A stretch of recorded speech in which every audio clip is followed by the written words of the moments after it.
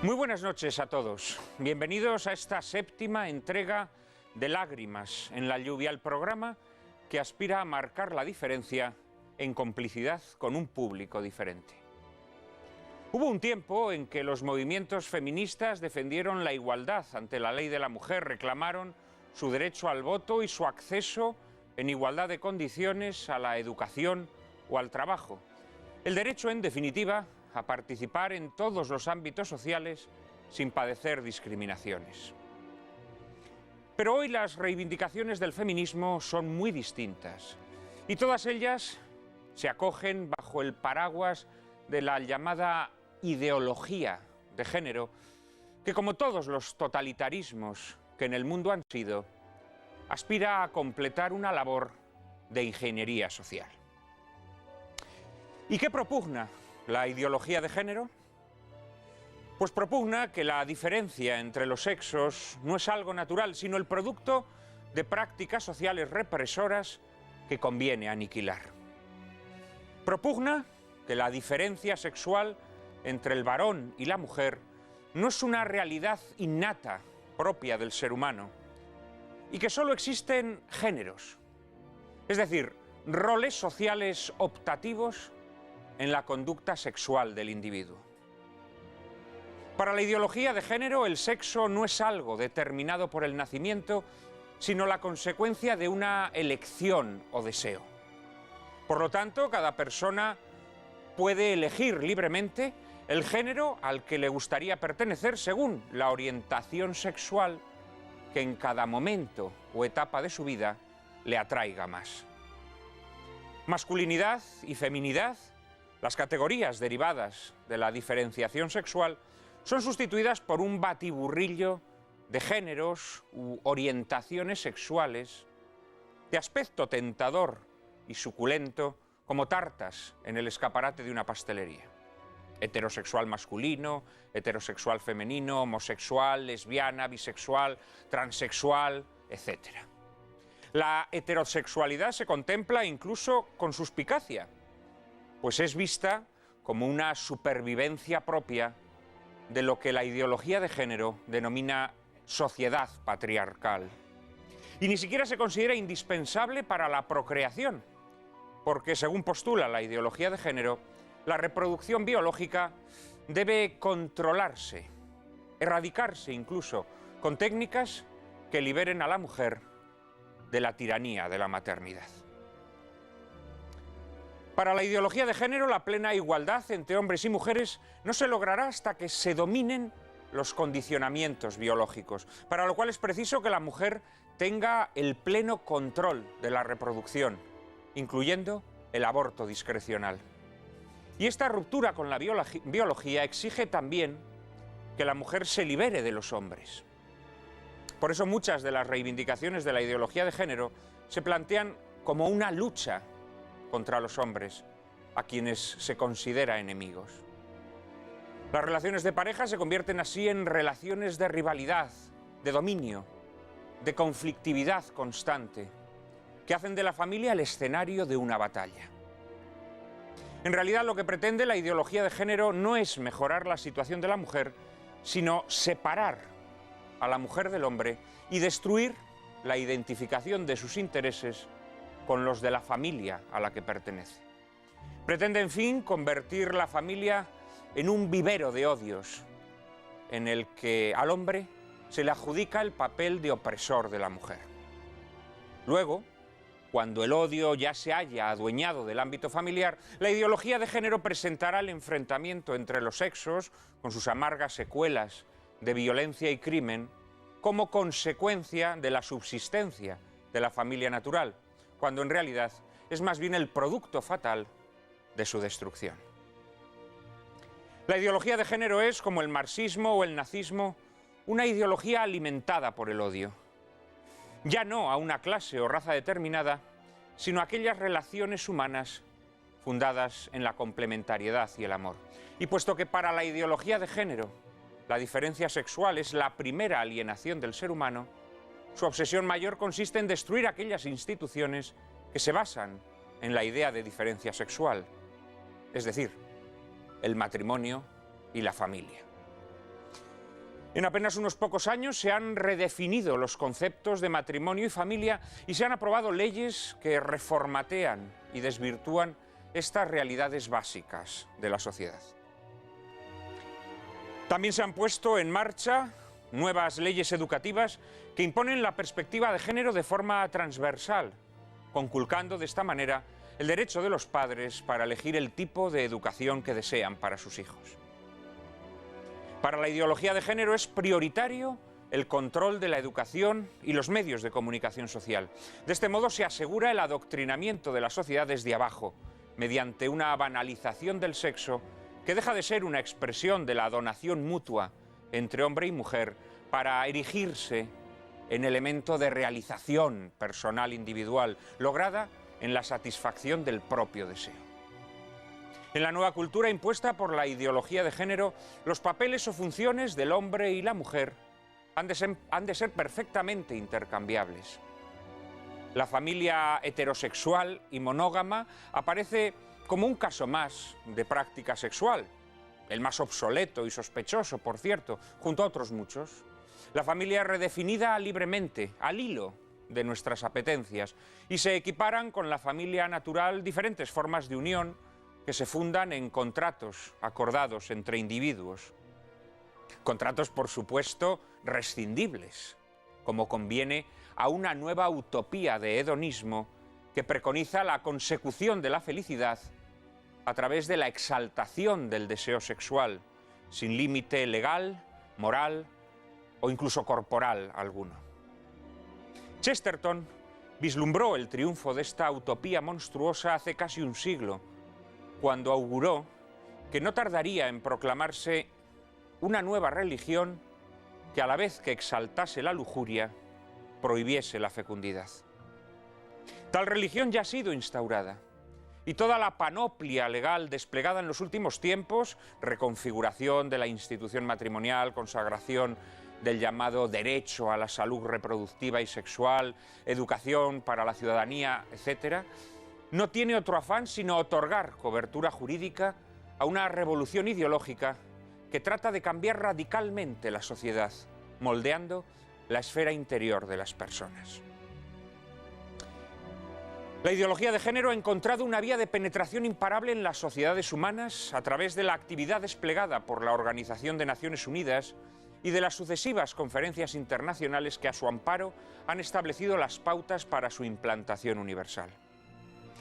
Tales pautas han sido asumidas como propias por la izquierda, que tras el fracaso del socialismo real ha incorporado a su agenda política la ideología de género como un sustitutivo idóneo de las causas que tradicionalmente había defendido. Y como suele suceder, la derecha no ha hecho sino asumir lacayunamente en su discurso una versión edulcorada o diluida de esta misma ideología, temerosa de perder el tren de la modernidad. En unos pocos años, España se ha convertido en el campo de ensayo de todas las propuestas de la ideología de género, que se van imponiendo paso a paso, implacablemente, como si se hubiese diseñado un plan premeditado para ello. Nos hallamos ante la ideología política más antisocial que ha creado el hombre, una ideología que desarticula los vínculos naturales, que destruye nuestra propia humanidad y entroniza una sociedad atomizada de individuos que en su búsqueda de satisfacción personal se cierran a la vida y se convierten en carne de consultorio psiquiátrico. Para conocer un poco mejor las estrategias de esta ideología destructiva, contaremos hoy con 4 invitados de excepción: Jesús Trillo Figueroa, Carmen Sánchez Maillo, Santiago Mata y Benigno Blanco. Les prometo un coloquio formidable, pero antes, María Cárcava les presenta, como siempre, la película que lo ilustrará. Buenas noches, Juan Manuel, buenas noches a todos ustedes. La película que veremos a continuación se titula La gran aventura de Silvia. Fue estrenada en 1936 y está dirigida por el norteamericano George Cukor, quien unánimemente es considerado el mejor director de actrices de la historia del cine. Es responsable de títulos tan señeros como La costilla de Adán, My Fair Lady, Ha nacido una estrella o Historias de Filadelfia. La gran aventura de Silvia está basada en una novela de Compton Mackenzie y adaptada al cine por 3 guionistas, Gladys Unger, John Collier y Mortimer Offner. A la cabeza del reparto nos encontramos formando por primera vez pareja cinematográfica un actor en alza como Cary Grant, interpretando al timador con aires de dandy Jimmy Monkley, junto a una ya consolidada Katharine Hepburn. La química entre ambos fue tal que llegaron a protagonizar 3 films más juntos: La fiera de mi niña de Howard Hawks y Vivir para gozar e Historias de Filadelfia, en las que repitieron con George Cukor. Completan el reparto Brian Aherne, Edmund Wendt y Demi Moore. En este trabajo, en el que se entremezclan hábilmente humor, drama, crítica social y romance, podrán ustedes disfrutar por partida doble de Katharine Hepburn, que será la vez Silvia y Silvestre, y se pasará más de media película, por cierto, de metraje perfecto, disfrazada de hombre. ¿El motivo? Tendrán ustedes que verlo. Con el tiempo, las películas basadas en un juego de equívocos sexuales se convertirían en un filón comercial para Hollywood. Baste recordar títulos como Con faldas y a lo loco, de Billy Wilder, Víctor o Victoria, de Blake Edwards, o Tootsie, de Sidney Pollack. Pero en 1936 el travestismo, aunque se tratase de forma ingenua y eminentemente cómica, como ocurre en esta película, era considerado excesivamente atrevido. Así que La gran aventura de Silvia fue un sonoro fracaso de taquilla, a pesar de que fuera rodada, como el propio Cukor confesó, en estado de gracia. Nosotros podemos hoy disfrutar de su reivindicación de la picaresca y la vida trashumante, de su jubilosa vindicación de la verdad humana que se impone sobre los disfraces y las conveniencias sociales. Y podemos, sobre todo, gozar de 2 actorazos irrepetibles: un Cary Grant, que por primera vez tiene ocasión de probar sus dotes irónicas y esa especie de elegancia mundana que durante décadas lo convertirá en el rey indiscutido de la comedia sofisticada, y una Katharine Hepburn a la que 3 años atrás el propio Cukor había confiado su primer papel cinematográfico relevante en la película Doble Sacrificio, y que volvería a contar con ella en hasta 8 ocasiones más, con títulos tan fundamentales como Historias de Filadelfia o La costilla de Adán. A Cukor y a Hepburn los unió siempre una amistad a prueba de bomba, tal vez porque ambos eran almas gemelas, desdeñosas de las convenciones establecidas y burlonas de las vanidades hollywoodenses. Gracias a la confianza tozuda que Cukor depositó en su talento interpretativo, Hepburn pudo vencer las reticencias de los grandes estudios, que solo veían en ella un montón de huesos que ejercía sobre la libido masculina el mismo efecto que un tanque de bromuro. Y así, de la mano de su Pigmalión Cukor, la actriz que en sus comienzos fue bautizada con el apodo injurioso de Veneno para la taquilla, acabaría inscribiendo su nombre en el cielo de las mitologías cinematográficas. El patito feo se convirtió en cisne, exactamente igual que ocurre en esta película, La gran aventura de Silvia. Que ustedes la disfruten.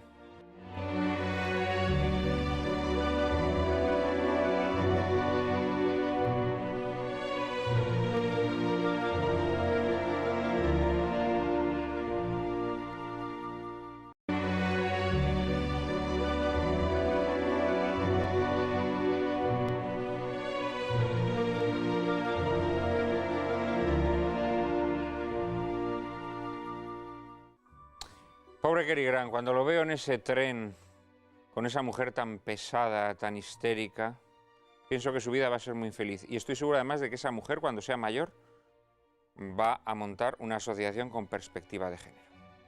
Muy buenas noches también, María Cárcava. Hemos recibido muchos emails durante esta semana. Pues sí, muchos correos electrónicos felicitándonos por el anterior programa sobre el Islam, y peticiones como la de José Antonio Velascola, a quien le gustaría que desenmascarásemos las mentiras del evolucionismo.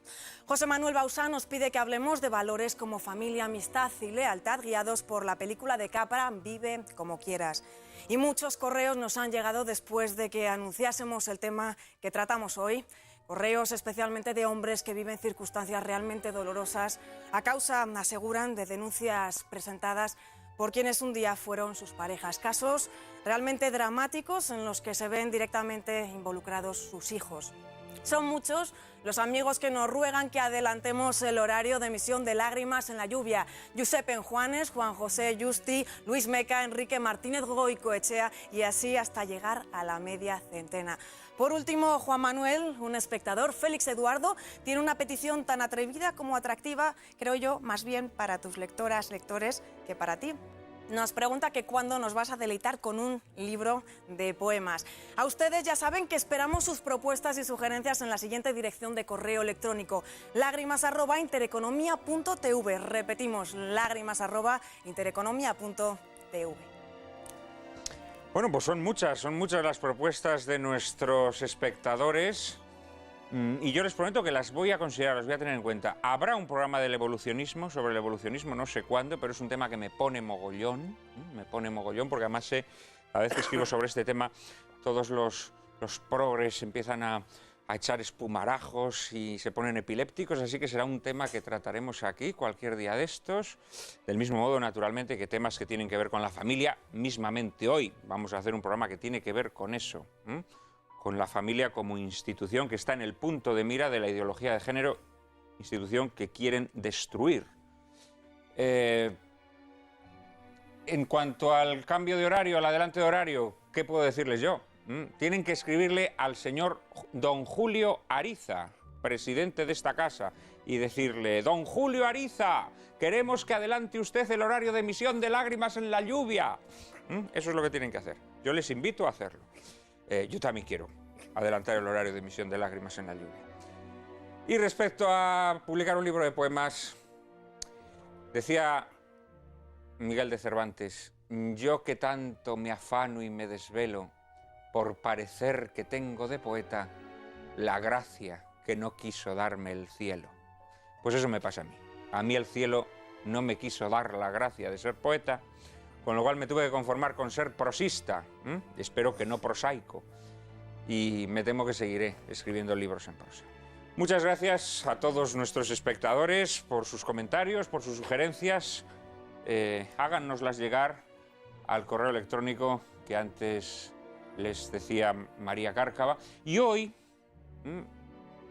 vamos a hablar de un tema que a mi modo de ver es fundamental para entender lo que está pasando en nuestro tiempo, para entender lo que está sucediendo sin que nos demos cuenta, la profunda, radical transformación de la sociedad que en estos momentos se está perpetrando. Y para hablar precisamente sobre ideología de género tenemos un cuarteto excepcional, como en este programa suele ser costumbre, un cuarteto que nos va a permitir penetrar en el meollo de la cuestión y extraer conclusiones que sin duda alguna a muchos de ustedes les infundirán miedo, porque ciertamente estamos hablando, como yo decía en la introducción, de la que muy probablemente sea la ideología más antisocial y más antihumanista que jamás haya podido crear el hombre.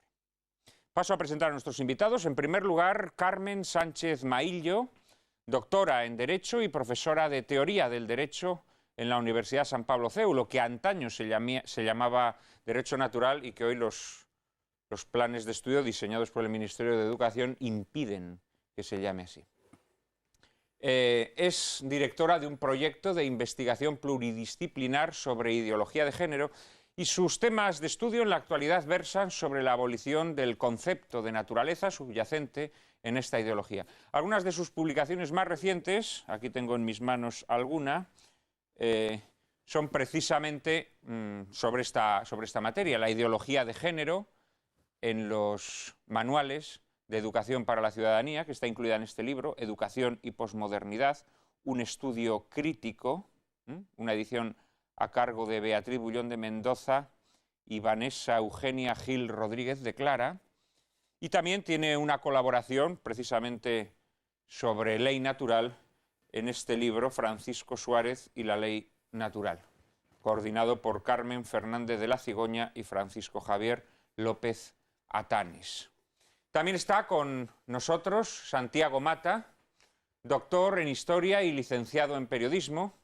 En la actualidad trabaja como redactor en el diario La Gaceta. En el cuarto Congreso Mundial Provida, celebrado en Zaragoza en 2009, recibió el premio a la defensa de la vida en los medios de comunicación. Es autor de varias obras de divulgación histórica, entre ellas una suculenta biografía de Raimundo Llull, titulada El hombre que demostró el cristianismo, y del libro de Isadora Viviana, El nuevo aborto y el holocausto. Jesús Trillo Figueroa ejerce como abogado del Ilustre Colegio de Madrid y pertenece al Cuerpo de Abogados del Estado. Ha escrito numerosos estudios de asunto jurídico, pero también ensayos culturales como Kandinsky, El origen de la abstracción. Ha publicado una serie de libros indispensables en los que disecciona con brillantez el asunto que hoy nos ocupa, tales como La ideología invisible, Una revolución silenciosa, que tengo aquí en mis manos, Una tentación totalitaria, La educación para la ciudadanía, o el más reciente, y quizá yo les diría que el libro canónico y fundamental para entender qué es esto de la ideología de género. El libro que tengo en mis manos, publicado por la editorial Libros Libres y que lleva precisamente el título de la ideología de género. En él, realmente, Trillo Figueroa hace un trabajo extraordinario, un trabajo además que demuestra un gran conocimiento sobre esta ideología rampante. Y por último tenemos también con nosotros a Benigno Blanco, asturiano, padre de familia, abogado y presidente del Foro de la Familia. Se licenció en Derecho por la Universidad de Oviedo, trabajó como letrado de los servicios jurídicos de Iberdrola, que llegó a dirigir. En 1996 fue nombrado secretario de Estado de Aguas y Costas del Ministerio de Medio Ambiente y en el año 2000 secretario de Estado de Infraestructuras del Ministerio de Fomento. Es, además, autor de una obra recién aparecida que tengo entre las manos, En defensa de la familia, en donde, entre otros asuntos, se analiza de forma muy certera esta ideología de género sobre la que a continuación vamos a hablar. Muchas gracias a los cuatro, muy buenas noches. Muy buenas noches. Es un placer teneros hoy aquí y un inmenso honor. Me imagino que mientras veíais la película, pues la ingenuidad, el candor con el que trata esto del cambio de género o cambio de sexo, como queramos verlo, os habrá hecho sonreír, ¿no? Mucho ha ocurrido, mucha agua ha pasado bajo los puentes desde el año 36 a esta parte. Hombre, ojalá fuera así siempre, ¿no? La película de Cukor es muy amable. Pero de todas formas resume bien cuál es el problema. Es decir, que de alguna manera, en principio, la película empieza exponiendo un cambio de género, es decir, trata de separar el sexo biológico del género. Ella se convierte en un hombre, aparentemente, y bueno, lo que viene a decir la película es que, a pesar de todo, es imposible la disociación entre la mujer como mujer y el género femenino como tal género femenino, ¿no?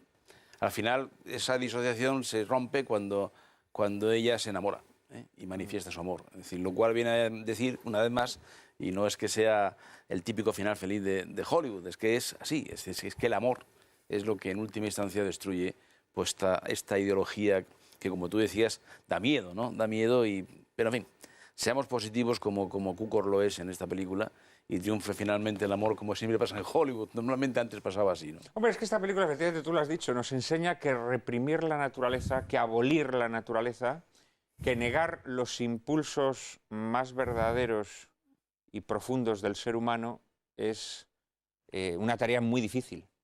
Puedes lograrlo, pero desde ese momento dejas de ser humano, que es lo que la ideología de género trata, claro, que dejemos de ser humanos.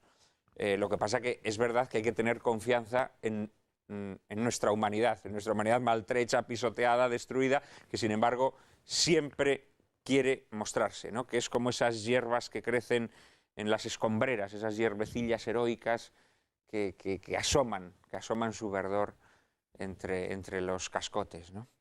Carmen. Es cierto que es que cuando se pone de manifiesto el momento de que ella no puede reprimir su feminidad y que está ahí, pues es en el momento, como ha dicho Jesús, en el que se enamora, en el que ya ella tiene que desvelarse y no puede ir contra la naturaleza, porque, como tú dices, está en su ser, está en ella.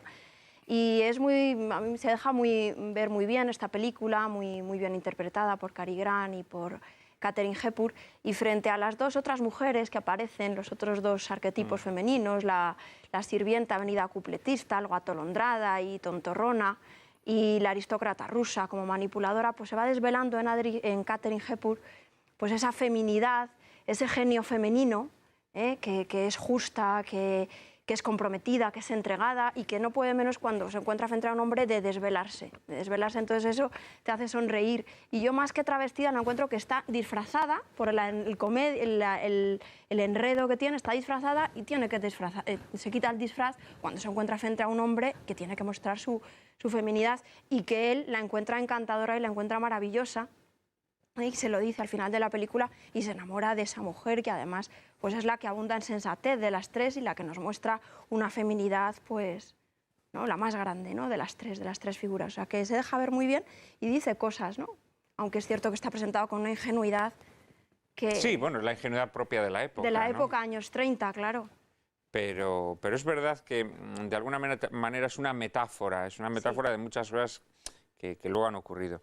Benigno, muy buenas noches también. Enhorabuena por este libro reciente, En defensa de la familia, que recomendamos naturalmente a todos nuestros espectadores, y en el que tocas en profundidad este asunto que te ha traído hoy aquí, ¿verdad? El libro es una reflexión sobre los problemas y debates de la sociedad española actual en temas que hacen referencia a la familia y al valor esencial de la familia, que es la vida.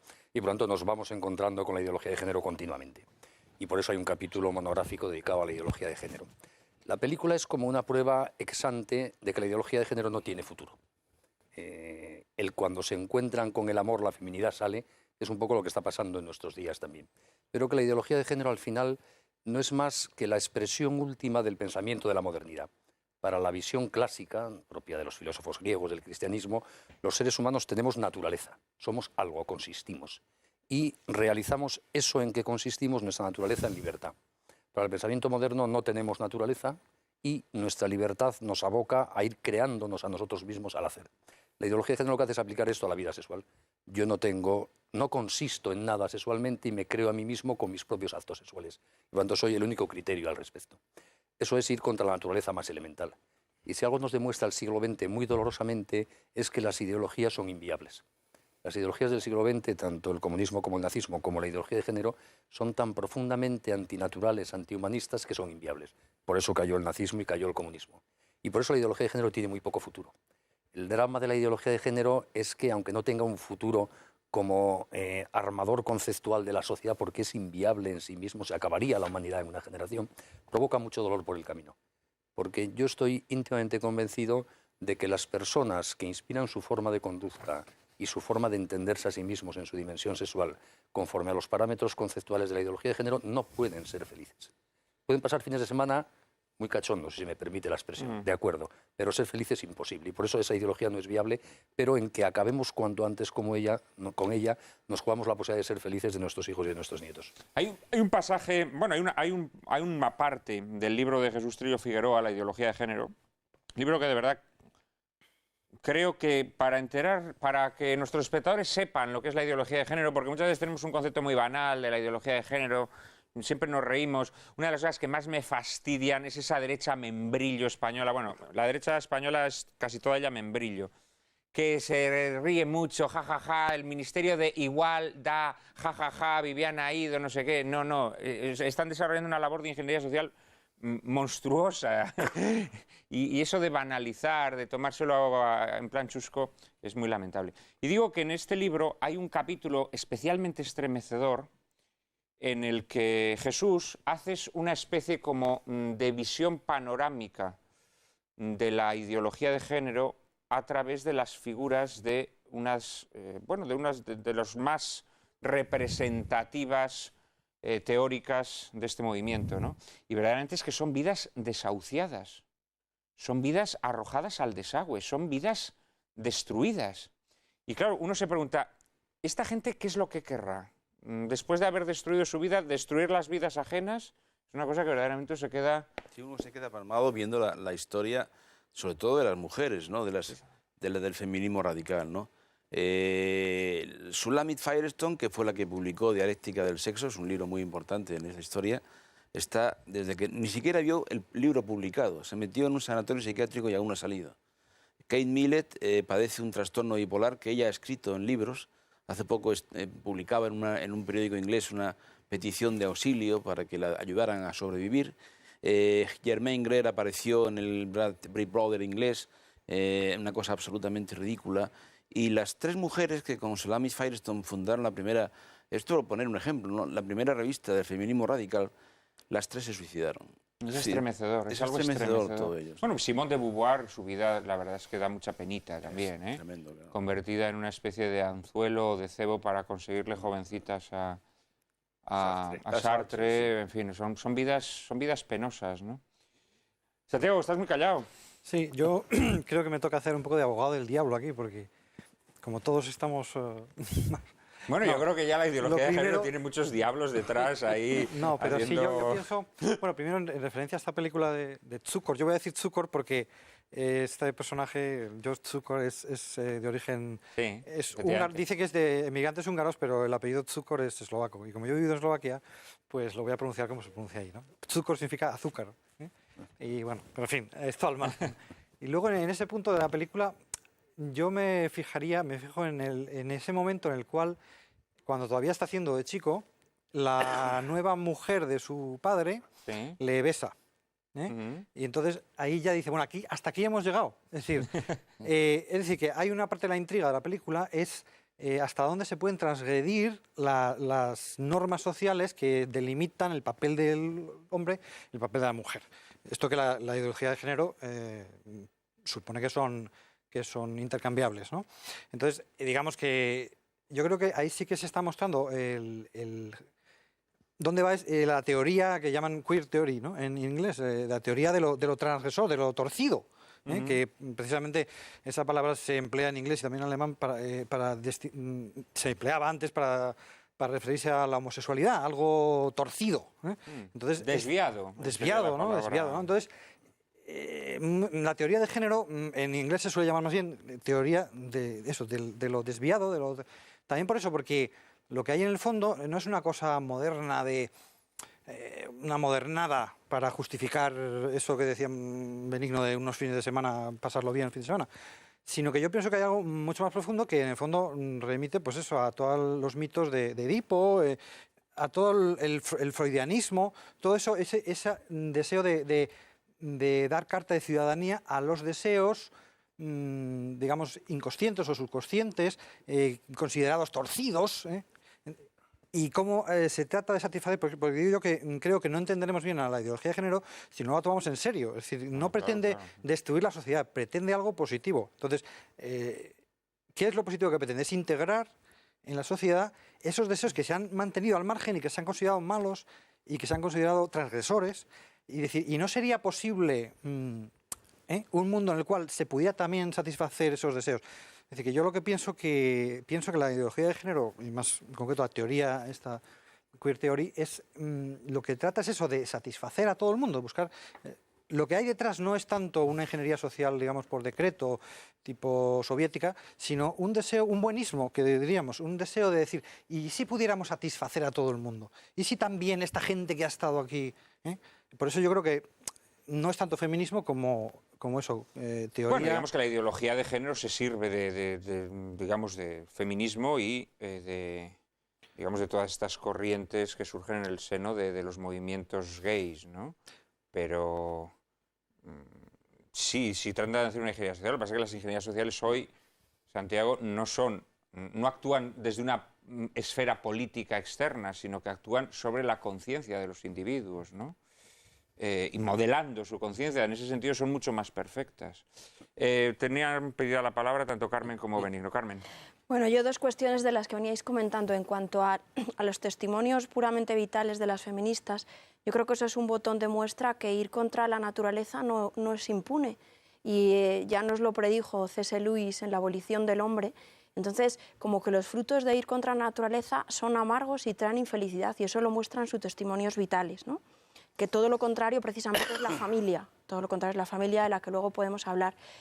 Una institución que es la fundamental, digamos, es el objetivo que tiene apuntada la ideología de género, es la institución que hay que destruir. Que hay que destruir, como una de las que hay que destruir porque es puramente natural, aunque traten de considerarla cultural.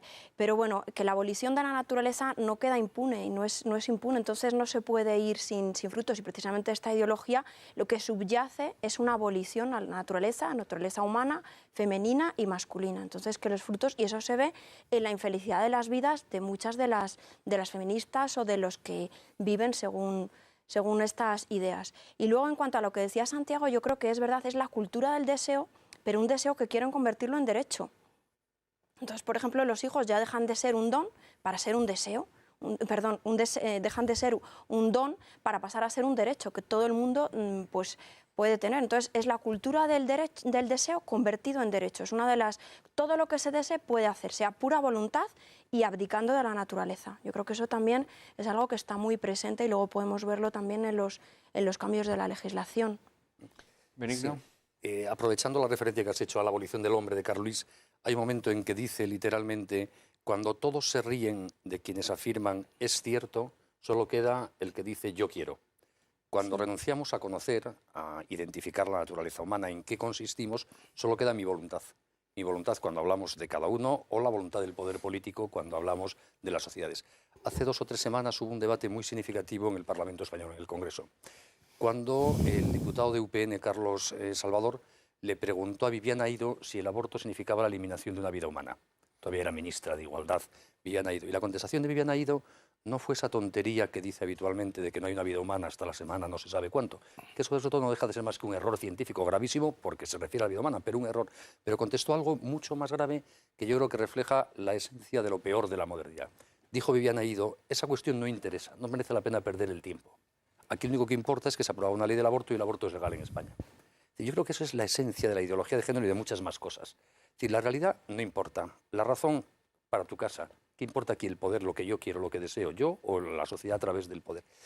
Entonces, hemos abolido la razón, hemos abolido la creencia en que somos capaces de conocer con certeza en qué consistimos, qué somos como seres humanos, qué significa ser hombre o ser mujer. Y ya solo queda el yo quiero, sea el yo quiero cutre, desviado de lo que quiero, o sea el yo quiero de lo que apetezca. Entonces, claro, esto trasladado a la formación de nuestros jóvenes es muy preocupante, porque esto no son elucubraciones científicas para debates universitarios. Esto es, en parte, educación para la ciudadanía y es la educación sexual que se da en nuestros institutos. Entonces, ¿esto en qué se traduce cuando hablamos con un crío de 12 años? Cuando hablan, por desgracia, un crío de 12 años. Es decirle, tú, en materia de sexualidad, no tienes nada natural. Lo sexual para ti debe ser algo lúdico, genital, externo, placentero, desvinculado de cualquier otra finalidad. Juega con ello. Hay muchos agujeros en el cuerpo, hay muchas posibilidades y muchas combinaciones. Experimenta. Eso sí, hay un tema malo claramente en materia de sexo, que te quedes embarazado. Es el único mal posible.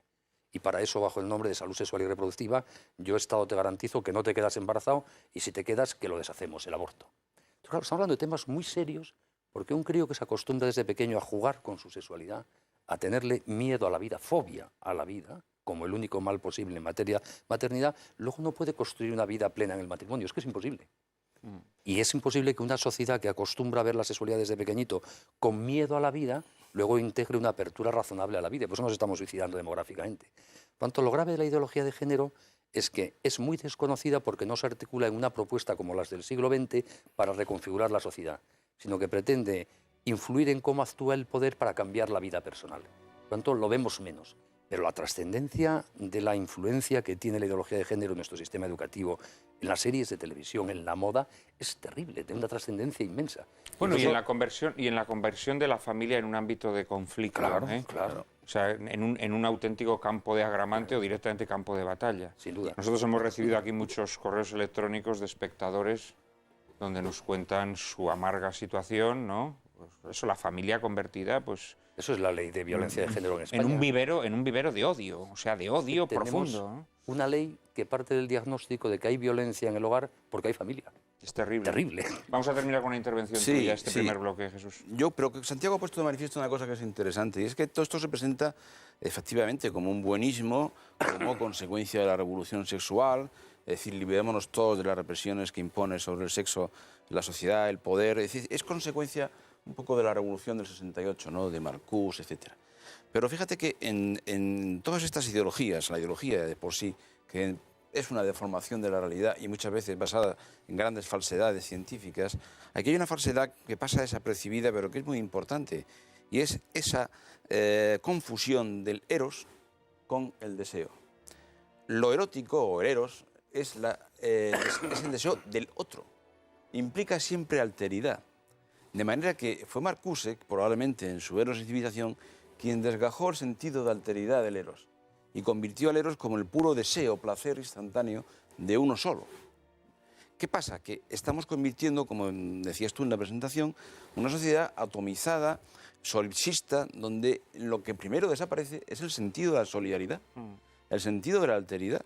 Y eso es, por lo pronto, una cosa muy clara, lo contrario del socialismo. Lo que no comprendo es cómo esto puede ser compatible con una ideología que, por otro lado, predica la solidaridad y el socialismo como bandera de identificación desde siempre, ¿no? Sí, pero bueno, yo me temo que eso ya se ha quedado en retórica hueca. Es decir, hoy la izquierda, la bandera a la que enarbola la izquierda y la derecha también, no nos engañemos, o una gran parte de la derecha, es precisamente la ideología de género.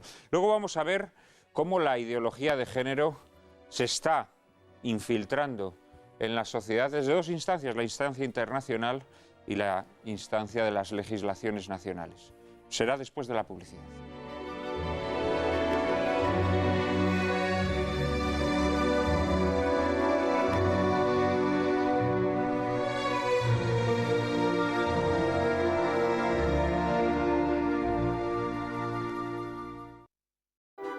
Descubre Intereconomía. Más y mejor. Me gusta el domingo. Me gusta el domingo. Nos gusta el domingo. Y ahora les gustará más que nunca, porque llega la nueva época 7 días, el nuevo magazine de información, entretenimiento.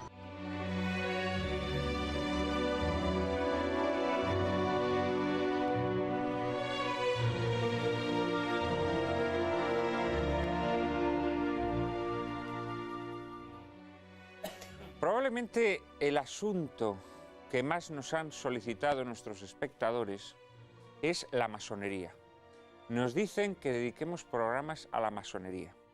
Y yo le quiero decir a nuestros espectadores que no se engañen, que la masonería pertenece a una determinada época de la historia en que determinadas ideologías anticristianas, antihumanistas, tenían que desenvolverse en secreto porque la realidad les impedía manifestarse a las claras.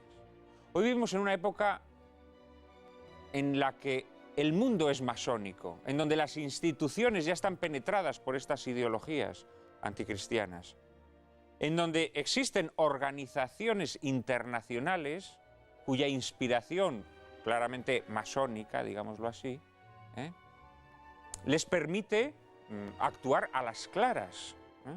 Lo masónico ya no es algo subterráneo, ya no es algo clandestino, ya no es algo que está en las catacumbas.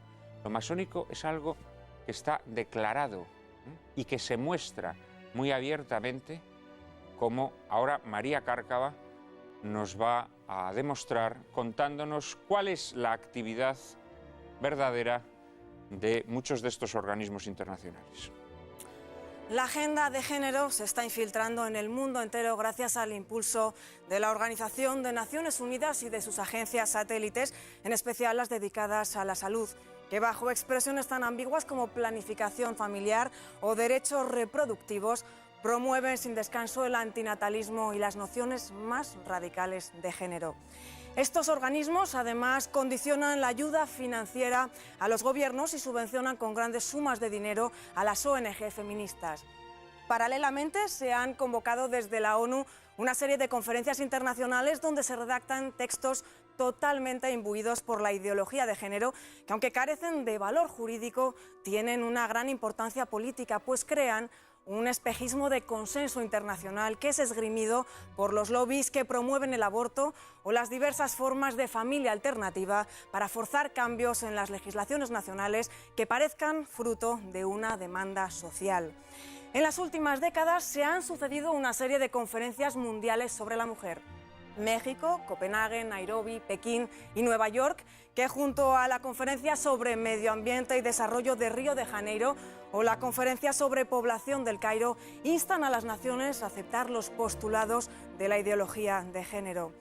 Especialmente relevante fue la Conferencia de Pekín de 1995, que contó como portavoz de la Unión Europea con la exministra socialista Cristina Alberdi, abanderando ardorosamente las posturas más radicales en defensa de la llamada salud reproductiva y la equiparación de las uniones homosexuales al matrimonio. En el año 2000 tuvo lugar otra conferencia en Nueva York, conocida también como Pekín +10, que acogió una batalla terminológica repleta de contenido ideológico por la que, por ejemplo, vocablos como padre y madre desaparecían para dar paso al concepto de proyectos parentales o genitorialidad.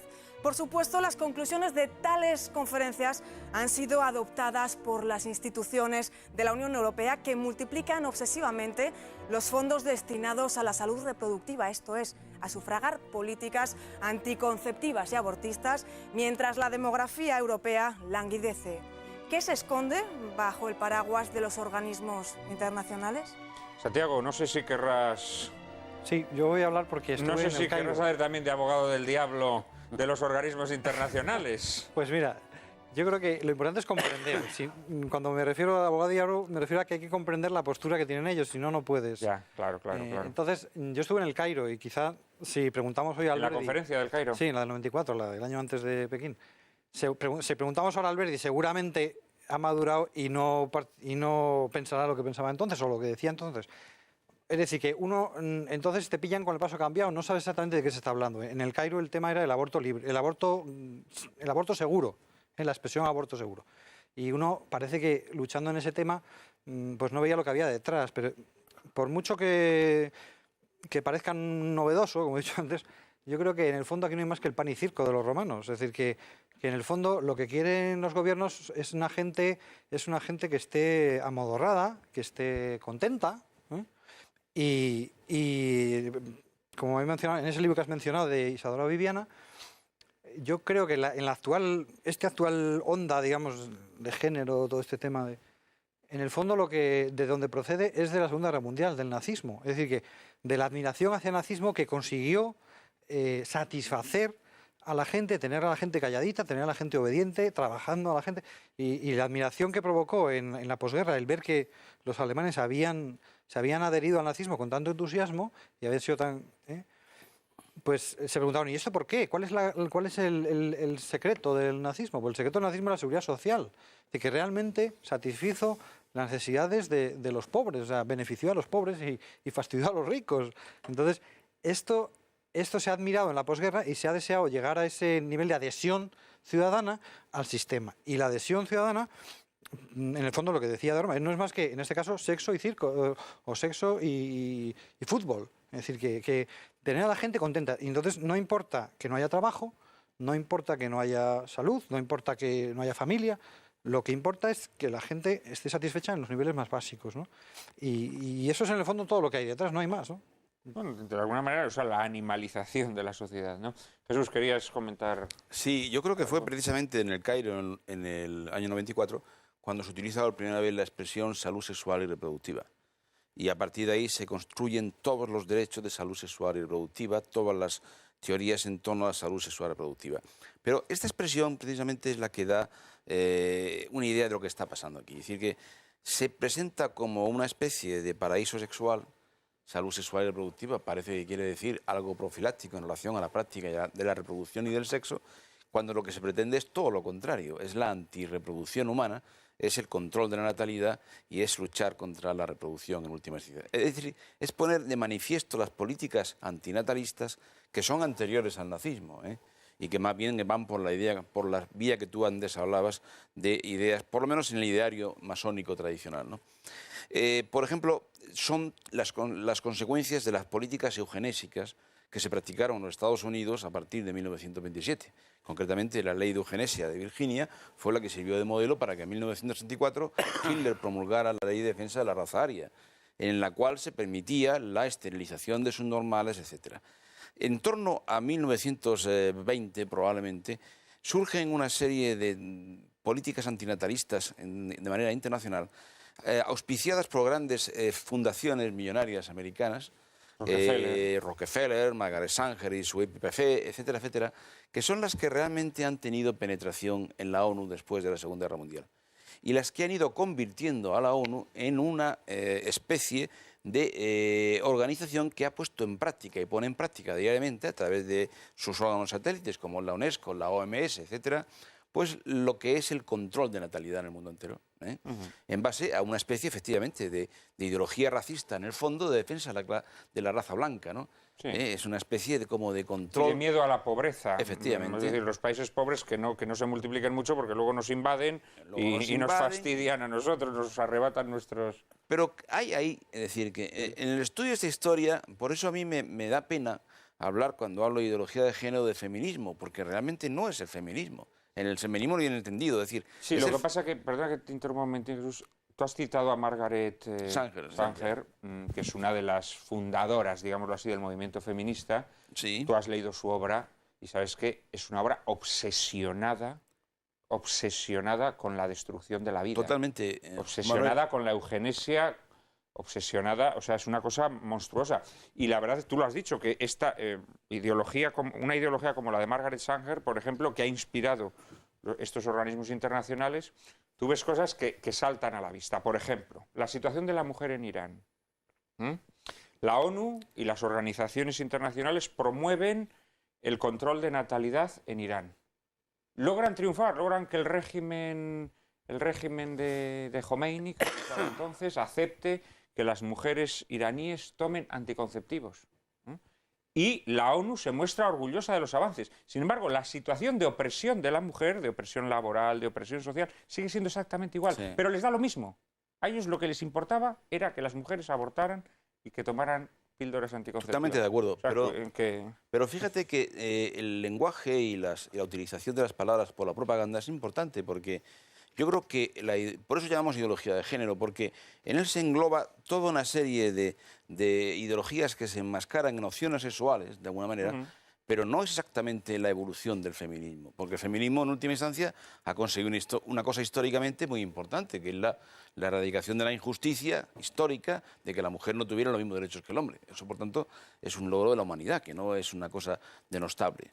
Por el contrario, este feminismo radical, del cual vive la ideología de género, es algo que surge en toda esa tendencia antinatalista y que ya pone su colofón en Simone de Beauvoir cuando publica Su segundo sexo y dice que, al fin y al cabo, la mujer es un hombre con un cuerpo molesto. Es decir, que la servidumbre fundamental que hace que la mujer sea un segundo sexo, dependiente del hombre, es su servidumbre maternal.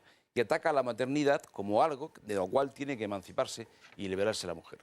Entonces, todo es un ataque, en el fondo, a la reproducción humana, a la maternidad y al control de la natalidad, cuya principal, dígase lo que se diga, yo no tengo empacho en decir, cuya principal activista es la ONU. Y que efectivamente se puso manifiesto en la conferencia y en todas las conferencias sobre la mujer que se van celebrando desde 1995. Yo creo que hay que ponerle nombre a esto. Y esto, el nombre más apropiado es imperialismo del primer mundo, rico, blanco y anglosajón, frente al tercer mundo. Esto comienza en el ambiente del socialdarwinismo eugenésico de finales del siglo XIX y comienzos del XX. Se sumerge por su carácter claramente racista tras la Segunda Guerra Mundial y el impacto emocional del experimento nazi y resurge disfrazado de ideología de género a partir de los años 50-60. Y se convierte en una política internacional de Estados Unidos a partir del año 70, cuando Nixon firma el célebre memorándum Kissinger-McNamara, en el cual se subordina toda la política exterior de Estados Unidos al control de la población. Y además se dice ahí que para que esto no se vea externamente como una actuación imperialista, hay que presentarlo como una campaña de desarrollo de las mujeres del tercer mundo y de lucha contra la pobreza. Por lo tanto, lo que estamos viendo es la manipulación de Naciones Unidas al servicio del imperialismo de las empresas y los intereses económicos del primer mundo, especialmente el americano, que utiliza también la ideología de género como un instrumento. La ideología de género para Naciones Unidas no es un fin en sí mismo, es una especie de anticonceptivo universal. Como dijo una de las directoras del Fondo para la Población de Naciones Unidas, ya no se trata ahora de controlar la población del mundo dentro de los roles de género tradicionales, sino que se trata de cambiar los roles de género tradicionales para controlar la población del mundo. Estamos ante un inmenso engaño que utiliza la ideología, los intereses económicos de la industria abortista y anticonceptiva, para, al final, lograr que el primer mundo rico se defienda del crecimiento de la población del tercer mundo. Y para eso se está engañando a todo el mundo. Lo que pasa es que esto es como en las películas cuando se crea en laboratorio un virus para infectar a las tropas enemigas y luego se escapa e infecta a todo el mundo. Ya este virus infecta a todo el mundo. Detrás del quién está Naciones Unidas y su Fondo para la Población y sus organismos específicos. Organización Mundial de la Salud, UNESCO, UNICEF. Están los gobiernos de todo el primer mundo rico. Están muchos gobiernos del tercer mundo que no saben defenderse frente a la presión y las amenazas de retirada de financiación de las agencias de Naciones Unidas. Está un pseudofeminismo progre, está el lobby gay, están fundaciones masónicas norteamericanas como la Ford, la Mandamara o la Rockefeller.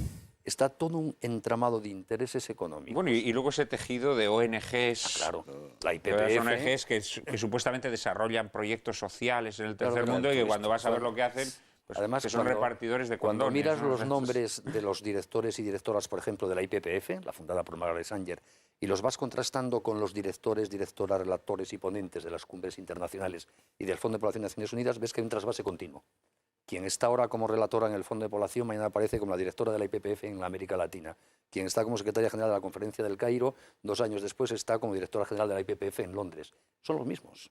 Se subvenciona con el dinero de todos, se apoya mutuamente y al final defienden un entramado de intereses económicos donde la ideología es un instrumento más y donde pazguatillos de pueblo, como algunos gobernantes de España, se dejan engañar por un lenguaje pseudo-progresista para servir los intereses imperialistas más descarados de la historia de la humanidad. Existe una comisión permanente en la Organización de Naciones Unidas para la expansión de la perspectiva de género que preside Inés Alberdi, hermana de Cristina Alberdi. Bueno. Y que está requiriendo a todos los gobiernos de la América Latina para que legalicen el aborto, porque se les dice, si no legalizan ustedes el aborto, están en contra del derecho a la vida y a la salud de la mujer proclamado en la Declaración Universal de Derechos Humanos del año 48. Esto es lo que está haciendo el Comité para la Aplicación de la Convención del año 68 de lucha contra toda forma de discriminación de la mujer. En nuestro primer programa recordarán nuestros espectadores que les explicábamos ese deslizamiento que se ha producido desde la Declaración Universal de Derechos del Hombre del año 48 hasta el momento actual en el que se están acuñando nuevos derechos que en modo alguno aparecen en esta declaración, que en realidad son crímenes encubiertos, monstruosidades que tratan de dárseles un decoro legal, ¿no? Pero que en realidad son la simple satisfacción de derechos, de intereses personales, de apetencias, etcétera, etcétera.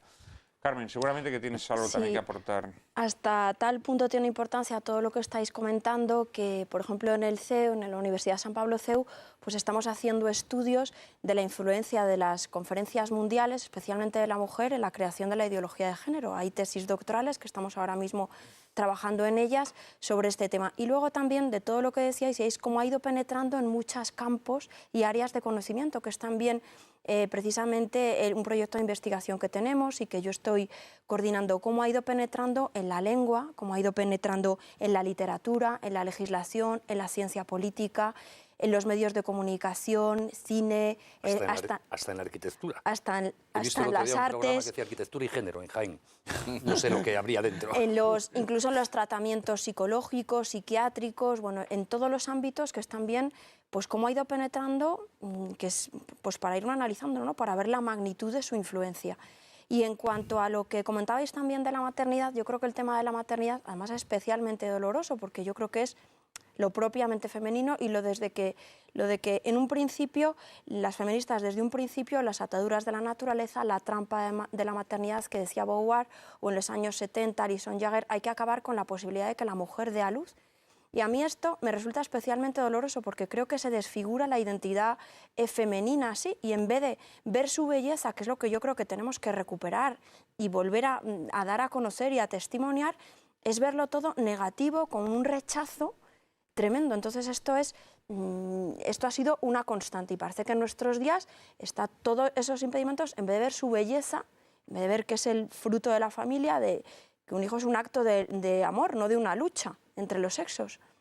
Entonces está trasladándose toda esa visión. Lo que pasa es que yo creo que y claro, se ataca a la maternidad porque es lo más tozudo. Es decir, el cuerpo del hombre y de la mujer biológicamente nos muestran esa diferencia y es tozudo. Es como el último reducto, la última huella de naturaleza y de que somos criaturas, ¿no? Y entonces se resisten y va contra ello. Lo que pasa es que yo creo que esa no es la preocupación de mujeres con sentido común, afortunadamente. O sea, yo espero que eso, es verdad, como decía antes Benigno, que está haciendo mucho daño y yo creo que nos esperan años de daño y de frutos amargos, pero esas no son las preocupaciones ni... Para las personas con sentido común y para las familias esa no es la preocupación, la lucha, sino encontrar el sentido, el fundamento de vivir en familia y de educar hijos, que es el destino del mundo. Entonces... Hay un manifiesto que se publicó en la revista Nouvel Observateur allá a finales de los años 60 y a principios de los 70, en donde al feto se le denominaba como especie de tumor, ¿no? Un manifiesto a favor del aborto, que se llamaba especie de tumor. Y la dura realidad es que una de las ideas medulares de la ideología de género es presentar efectivamente la maternidad como un castigo, ¿sí? Y la vida que crece dentro del vientre de la madre como un intruso al que hay que expulsar, porque digamos que es una especie de ocupa, ¿no?, de su cuerpo. Y estas ideas que subyacen a toda esta actividad que desarrollan los organismos internacionales adquieren, la verdad, un aspecto especialmente patético en Europa. Porque claro, ver a la Unión Europea preocupadísima con la salud reproductiva y sexual, que dicen ellos, ¿no?, con los abortos, con los anticonceptivos, en sociedades que se están marchitando, que se están pudriendo porque la demografía está por los suelos, es verdaderamente llamativo, ¿eh? No sé si esto, ¿cómo lo contempláis? Porque, claro, todavía si quieres, a lo mejor desde la ONU pueden tener la excusa de decir, no, es que en los países del tercer mundo, claro, la natalidad está descontrolada, pero que esto mismo les obsesione en países como España o como Italia, o como que son países que están envejeciendo y muriéndose, ¿no? Pero es una superestructura cultural pequeñita. Yo creo que la vida real va muy alejada. Por ejemplo, en Europa estamos continuamente viendo propuestas de resolución en el Parlamento Europeo, en la Asamblea Parlamentaria del Consejo de Europa, con estas cosas, ¿no? Salud reproductiva, transexualidad. Pero luego tú vas a los trabajos de la Comisión Europea y eso no aparece para nada. En la Comisión Europea cada vez se habla más de familia, del problema demográfico, de que necesitamos familia para soportar las consecuencias sociales de la crisis económica. Es decir, hay como un nivel juguetón, frívolo, superestructural, que hace mucho ruido mediático. Y luego está la vida real. Y en la vida real esto tiene menos peso, aunque presente por la traslación a la escuela casi como moral obligatoria, tenemos un problema de fondo a medio plazo muy serio. Y por eso hay que ir al terreno del debate de las ideas. Yo creo, Benigno, que sí están cambiando la realidad. Sí están cambiando la realidad y precisamente lo vamos a ver en el último bloque de este programa.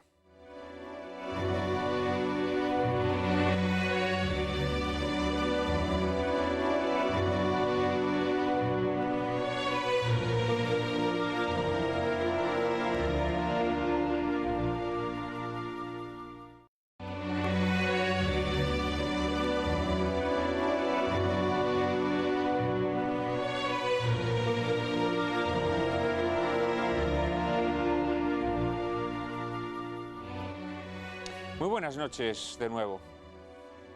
Benigno nos decía, haciendo honor a su nombre, benignamente, nos decía que cree que estas superestructuras colonizadas por la ideología de género no logran penetrar en la sociedad, que son una especie como de juego que se desenvuelve en una capa superior, pero que no logran cambiar la mentalidad de las personas.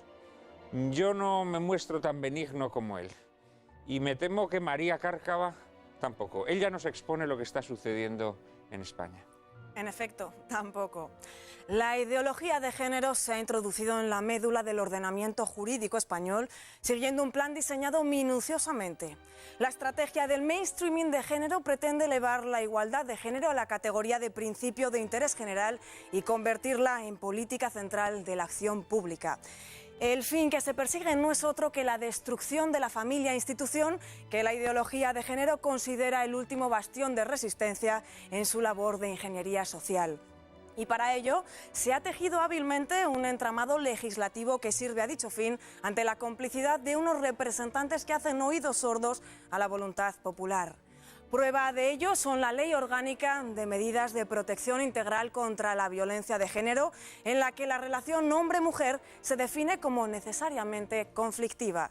La Ley Orgánica para la Igualdad Efectiva de Mujeres y Hombres, las modificaciones en el Código Civil en materia de matrimonio para dar cabida a las uniones homosexuales, la Ley de Salud Sexual y Reproductiva y de la Interrupción Voluntaria del Embarazo, más conocida por todos como Ley del Aborto, la Ley del Divorcio Exprés, Unilateral y sin causa, la Ley sobre Técnicas de Reproducción Humana Asistida, en la que se redefinen paternidad y maternidad como un derecho a satisfacer por la sociedad y, en fin, la legislación va bastante más allá.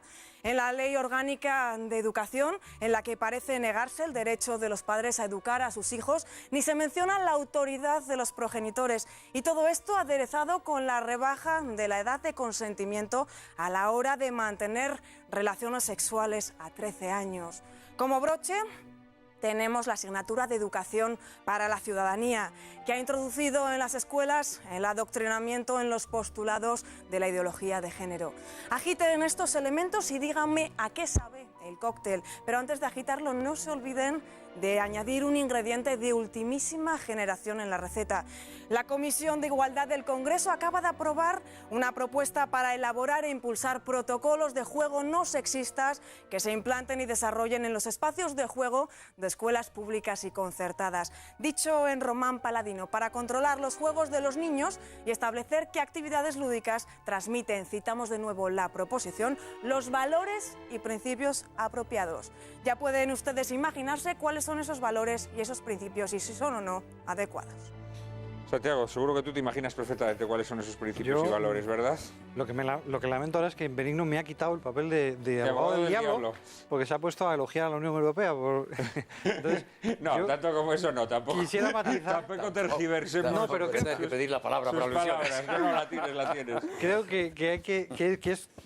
Corremos el peligro de no tomarnos en serio, o sea, creer que están de broma, como ha dicho... Bueno, ya supongo que no es así. No, que esto es para por arriba, pero luego en el fondo tal. En el fondo no se lo creen. Bueno, hay que tomarse en serio. Yo creo que tú mismo has dado la respuesta al decir que con esto de la crisis, es decir, la crisis les ha despertado un poco, pero la crisis es consecuencia de todo un planteamiento, a mi modo de ver, y creo que es cierto. Les ha paralizado la agenda un poquito. No, pero crisis, es que digamos, la ideología de género aboca a la crisis. Yo creo que hay que saber superar, no solamente diciendo sino viendo su debilidad. La debilidad fundamental de la ideología de género es que no explica el sacrificio, no da razón del sacrificio. Y no hay manera de montar una sociedad sin sacrificio. O sea, si la gente no sacrifica, si lo único que ofreces a la gente es disfrute, placer, pasarlo bien, eso va al garete. Y es lo que ha pasado con Occidente. Así que en los años, a partir de la posguerra mundial, nos han ofrecido bienestar para, en mi opinión, para contraponer a la Unión Soviética, que ofrecía igualdad y ofrecía, etcétera. Bueno, pues se prometió bienestar material, es decir, vamos a llenarnos de productos, vamos a satisfacer deseos individuales, es decir, porque no podías poner un ideal nacional, como era el nazismo, es decir, el ideal nacionalista era horrible, fuera. Tampoco el socialista, no, la clase, no. Entonces, el único ideal que se nos ha propuesto en la Europa de posguerra es pásalo bien, disfruta tú de lo tal, y no la familia, no te sacrifiques por el futuro de una familia, sino disfruta ya, consume ya, y eso se acaba en una generación, porque la persona que no ahorra, que no sacrifica parte a su familia, esa persona cuando llega a los 80 años, ya no puede consumir más, ya no da para más, no va más de sí, los bancos ya no le dan crédito a una persona de 80 años que no tiene trabajo entonces yo creo que no es que no se lo hayan tomado en serio, sino que ahora se han dado cuenta de que eso es lo que aboca, ¿no?, a la crisis. Carmen y luego Benigno. Si quiere Benigno antes por alusiones, yo le cedo la palabra en este caso a él y después por alusiones, yo creo que debe intervenir. A nuestros espectadores inquietos. He tenido que explicarme muy mal. Por supuesto que la ideología de género está calando en la sociedad y en la conciencia de los ciudadanos. Llevo 5 años predicando por todas las ciudades españolas este peligro. Lo que digo es que noto que en los sectores más responsables de la política europea este virus se va superando, que eso no quiere decir que no esté calando. Y en concreto tiene una dimensión muy grave cuando se traslada a la educación. Siempre estas revoluciones culturales se hacen por 3 fases, la historia lo demuestra. La primera es cambiar los valores que están en las leyes para introducirlos de la nueva antropología. Eso lo hemos hecho en España con las leyes que nos ha citado María Cárcava. Luego, como están en las leyes, se enseñan en la escuela como los valores democráticos obligatorios, educación para la ciudadanía. Y luego empieza la persecución de los que piensan de manera distinta, que será la ley de libertad religiosa La que viene ahora, y la ley de lucha contra toda forma de discriminación, que va a ser una ley para decir que lo homosexual es obligatoriamente, tiene que ser obligatoriamente visto como normal. Por tanto, estamos todavía empezando la tercera fase, por supuesto que cala. Acabamos de obtener, por ejemplo, una sentencia del Tribunal Superior de Justicia de Andalucía hace menos de 15 días, en un pleito llevado por los abogados del Foro de la Familia en defensa de unos padres de Huelva, donde el tribunal analiza qué es la ideología de género, teniendo en cuenta, entre otras cosas, un informe pericial estupendo que aportó Jesús Trillo a petición de la defensa al tribunal, y acaba diciendo que, dado que en el libro de texto concretamente que se impugnaba, el de la editorial Magrao Gil de Educación para la Ciudadanía para el segundo de eso, estaba la perspectiva de género, eso era pura ideología y es ilegítimo obligar a nadie en la escuela a estudiarlo. Cuando, claro que a mí me preocupa la educación. Ahora el Foro de la Familia, y con esto concluyo, está desarrollando una campaña en toda España que llamamos La sexualidad sí importa, sin ningún género de duda, para denunciar el intento de adoctrinamiento ideológico en perspectiva de género que cada vez más se da en las escuelas españolas, y animando a los padres de familia, y animo a nuestros televidentes en este momento, a tomarse en serio la responsabilidad de educar en materia afectivo-sexual a nuestros hijos, para enseñarles que ser hombre, ser mujer es ser mujer. La sexualidad es algo muy importante, nos constituye, no se puede banalizar ni frivolizar. Gracias por la aclaración, aunque todos teníamos claro cuáles son tus ideas y además te agradezco que las expongas y que invites a nuestros espectadores a tomarse muy en serio este tema de la educación sexual, que es muy sorprendente la obsesión que tiene la ideología de género por lo que antaño se llamaría la corrupción de menores, ¿no? Y que hoy se habla de educación sexual, pero en fin, que todos sabemos lo que es, ¿no? Corrupción de menores. Y que, bueno, realmente pretende convertir las escuelas en corruptorios oficiales, ¿no? En donde todo impulso afectivo se traduzca inmediatamente en impulso sexual, ¿no? Ahora sí que tienes la palabra, Carmen. Bueno, pues en todos los cambios legislativos que nos ha ido refiriendo María especialmente desde el año 2004 hasta esta parte, pues vemos cómo el derecho ha sido instrumentalizado, la legislación instrumentalizada para ser un factor de cambio. En ese sentido, yo lo que me planteo es cómo parece que el legislador, que claro, el político es el legislador, ha dejado de mirar a la realidad y a la naturaleza, puesto que considera que no hay nada dado ni ningún orden natural. Por tanto, toda vinculación con derecho natural, ley natural, pero con la realidad misma, la biología deja de ser irrelevante para el legislador. Deja de ser relevante, perdón, es irrelevante para el legislador. De tal modo, y eso lo vemos en la legislación que estamos viendo, especialmente en el tema del matrimonio, de la adopción. Y claro, la ley tiene un factor, querámoslo o no, un factor educativo o antieducativo. Si es buena ley y vela por el bien común, educa y el hombre lo mira como algo bueno y adecuado. Pero si no es buena ley y el ciudadano no tiene ese criterio para distinguir, maleduca, ¿no? Y especialmente ha habido cambios en el derecho de familia, como se han referido, que ya no se protege la familia, sino que se reinventa la familia. Y en este sentido es que el legislador se considera como omnipotente, lo cambia todo, no hay naturaleza, por tanto puede cambiarlo todo, nada hay objetivo, nada hay cierto y todo es cambiante. Yo creo que en ese tema estamos. Y un tema especialmente preocupante es el de la educación y el de la educación para la ciudadanía, que también tenemos en el CEU un estudio de 19 manuales de texto de educación para la ciudadanía por los profesores José Escandel, Antonio Páramo y Ceballos, que han analizado 19. No todos están en este orden, pero sí algunos de ellos, cuyas editoriales están, pues que adoptan esa ideología de género en la distinción de orientaciones, en el tema del matrimonio homosexual como absolutamente normal, incluso en el no uso del masculino gramatical. ¿No? Se habla de niños, niñas, que eso a la vez es contradictorio para ellos mismos, porque al hablar de niños, niñas, están describiendo que hay dos sexos y luego ahora últimamente están queriendo encontrar palabras como el recién nacido y toda esta polémica del bebé, el recién nacido. Pero bueno, que se hacen eco de esta perspectiva y es verdad que lo que preocupa es que en personas que tengan menos formación o que no tengan más remedio que escuchar esto, pues el tema educativo es esencial y es nuestra única baza, es decir, no podemos ser ingenuos. Yo estoy de acuerdo con Benigno y con todos vosotros en lo que se está diciendo de cómo está penetrando y de todo, pero es verdad que la única baza es la educación y la vida en familia y testimoniar esto y vivir esto, porque si no... Lo que pasa es, fíjate, que en el intento de colonizar la educación hay una lógica Hay una lógica, es la lógica del mal, pero es lógico, reconozcámoslo. La ideología de género, primero, convierte la familia, es decir, la institución por excelencia donde florecen los vínculos humanos, la convierte en un campo de batalla. Sí, sí.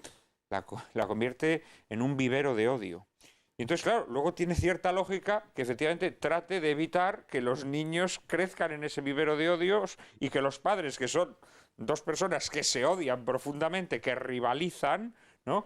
Pues que no sean los encargados de su educación. Entonces dicen, no, nos encargamos nosotros para preservarlos de esa institución monstruosa, ¿no? Esa institución a la que la ideología de género ha convertido en un monstruo, ¿no? O sea que actúan con esa terrible y gélida lógica del mal. ¿Querías decir algo? Yo creo que lo que ha puesto de manifiesto antes la relación que hacía María, es evidente que en este país se ha ido programando y se ha puesto en ley pues toda una estrategia para cambiar, como bien decía Benigno, los valores que sustentaban nuestra convivencia civil normal, ¿no?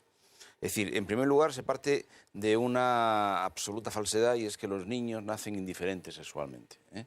Que uno, como tú explicabas al principio, como ahora decía María, la biología no tiene nada que ver. Mire usted, aquí uno elige libremente la orientación sexual que va despertando a lo largo de la infancia y posteriormente la libre identidad de género. El artículo 25 del Estatuto de Autonomía de Andalucía dice que todos los andaluces entran en libertad para elegir su libre orientación sexual y finalmente su identidad de género. ¿Y los asturianos no podemos? Eso parece. Los asturianos os fastidiáis. Todo lo que sea acabar con la diferencia biológica, al fin y al cabo, ya no tanto ya del derecho natural o no, sino real, biológica, pues se acaba con ella. El matrimonio ya no hay diferencia sexual. Por tanto, no se trata de una ley para ampliar los derechos del matrimonio a los gays y las lesbianas, sino para cargarse el matrimonio, que se basa en la diferencia, etcétera. Es decir, y finalmente... La familia se ha hecho lo mismo. Es decir, ¿cómo te cargas la familia? Pues poniéndola en un plano de igualdad con las combinaciones humanas más pintorescas. Totalmente. ¿No? Y además, fíjate hasta qué punto eso que tú antes decías en relación con el ámbito de odio, que el Tribunal Constitucional, en la sentencia 8 del año 2008, que analiza la constitucionalidad o no de la Ley de Protección Integral de la Violencia de Género, dice textualmente que la pareja humana es un ámbito de poder donde la mujer está especialmente desprotegida.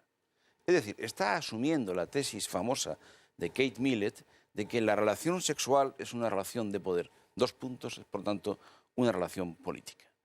Es decir, lo que es el ámbito fundamental del amor, de la relación que en esa película veíamos vence la posibilidad del disimulo de los géneros, como bien expresaba Zukor, pues lo ha convertido, como tú bien dices, en un ámbito de odio, de enfrentamiento, de lucha.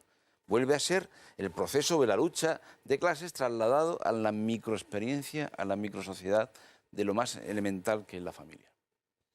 Es algo monstruoso.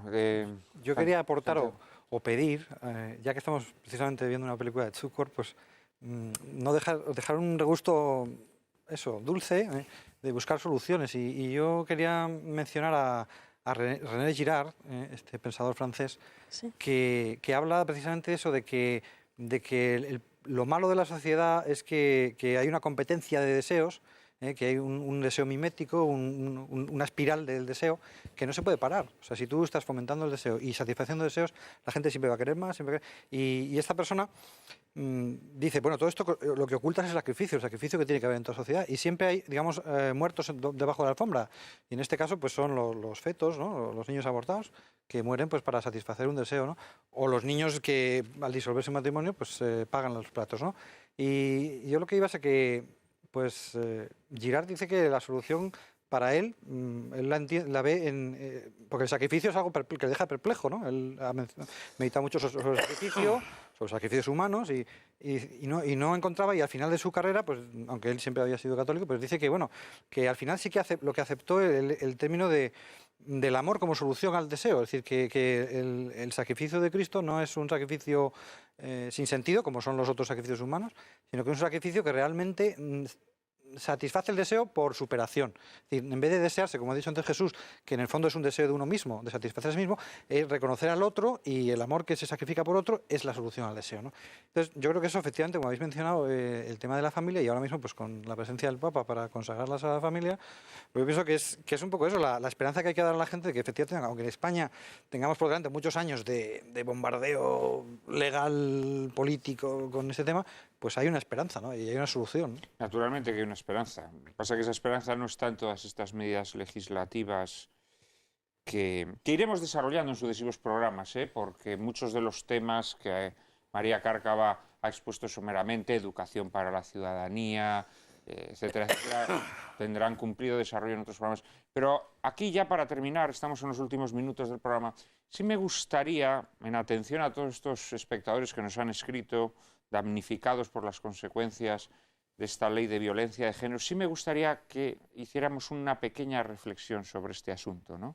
Porque claro, esta es una ley que en primer lugar la gente no relaciona con la ingeniería social que se está desarrollando y en segundo lugar que considera positiva. Considera positiva, cuando realmente esta es una ley que la premisa de la que parte es que la familia, como decía esa sentencia del Tribunal Constitucional a la que aludías, es un ámbito de conflictividad, ¿no? Es un ámbito de conflictividad y por lo tanto esa conflictividad tiene que ser reprimida o encauzada mediante ley. La dura realidad es que esta ley no ha hecho que disminuya la violencia doméstica, no ha hecho que disminuya la violencia entre hombres y mujeres. No solo eso, sino que además ha convertido la vida de muchos hombres que son denunciados falsamente en un auténtico infierno, ¿no? Es decir, lo que ha hecho es contribuir a la conflictividad mayor aún de la célula familiar. Y además hay un dato que no es habitualmente conocido hasta el punto de que el propio Consejo General del Poder Judicial ha variado los conceptos de su Observatorio de la Violencia de Género para que no se sepa este dato que yo quiero decir.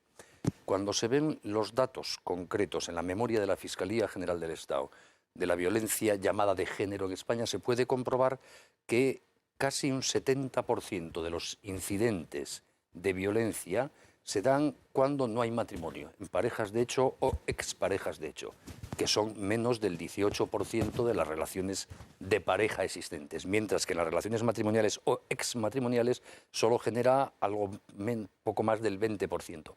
Es decir, que la familia y el matrimonio, si se me permite decir de una forma un poco bruta, son preventivos y terapéuticos frente a la violencia de género.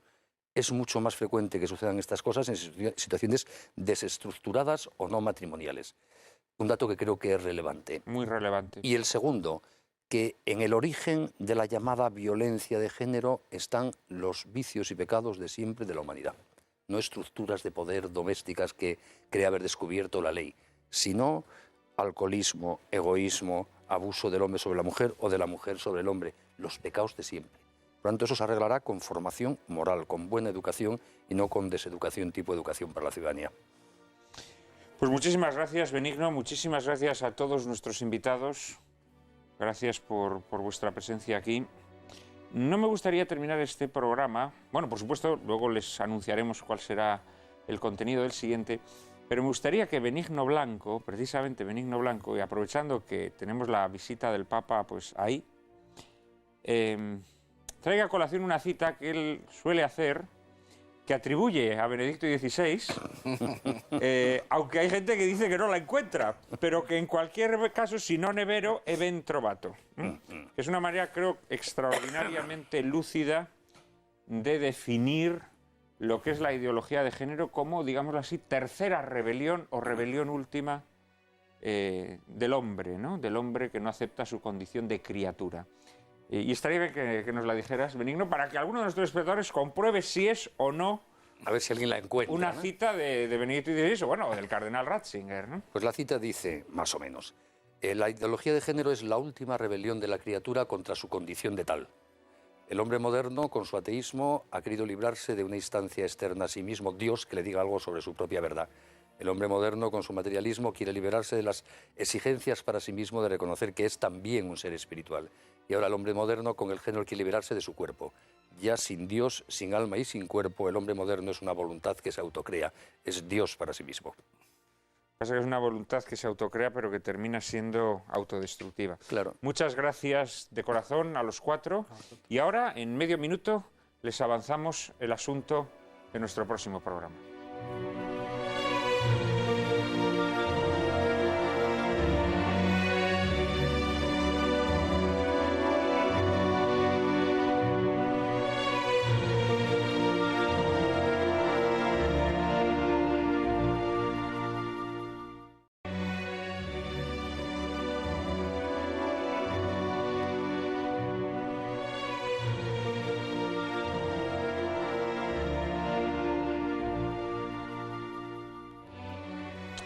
Como uno, mientras está haciendo el programa, tiene 50.000 cosas en la cabeza, se me ha olvidado hablarle a nuestros espectadores de una novela de Jesús Trillo Figueroa que precisamente en estas fechas llega a las librerías, El Apocalipsis Oculto. No Soy solo a así las es. librerías. ¡Pling! Ah. Empleada del mes. Oye, estupendo. Pues esta es, efectivamente, la primera novela de Jesús Trillo, su más reciente creación, El Apocalipsis Oculto, en donde, alternando dos épocas históricas, la época actual, la época del emperador Diocleciano, se nos dan algunas de las claves de lo que está sucediendo en esta sociedad de dioses que se quieren crear a sí mismos y que finalmente terminan autodestruyéndose. El Apocalipsis Oculto. Con que Jesús Trillo Figueroa sea la mitad de buen novelista que ensayista, les auguro una lectura inolvidable. Y bueno, en fin, nos tenemos que despedir. Cárcava, ya me ha quedado claro que una feminista no eres, una mujer feminista no eres. Ahora me gustaría saber si eres una chica tradicional. Soy una chica tradicional y la verdad es que cada día más. Yo a ti no te pregunto porque eso ya sería meternos en veredas tropicales retóricas, ¿verdad? Sí, me temo que sí, me temo que sí. Yo soy tan tradicional que, en fin, si lo fuera más, no sé, yo creo que ya se me pondría cara de Chesterton. Ya quisiera yo. Para algunos ya la tienes, ¿eh?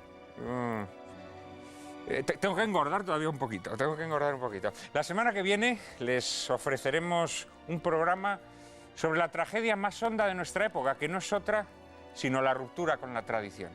Con todo ese acervo de sabiduría acumulada que, revitalizado por cada generación, se entrega a la generación siguiente para ayudarla a descifrar el mundo. Analizaremos las consecuencias de este fenómeno, que la divinización del progreso y la ruptura de los vínculos familiares ha agigantado en las últimas décadas, convirtiéndonos en personas sin identidad. E ilustraremos nuestro debate con una conmovedora y divertida película de Giuseppe Tornatore, Cinema Paradiso, que les hará y nos hará reír y llorar al mismo tiempo. Una de esas escasas películas que nos invitan a recapitular nuestra vida, a reconocernos en las tradiciones que dejamos atrás y a examinar nuestra vida a la luz de la memoria.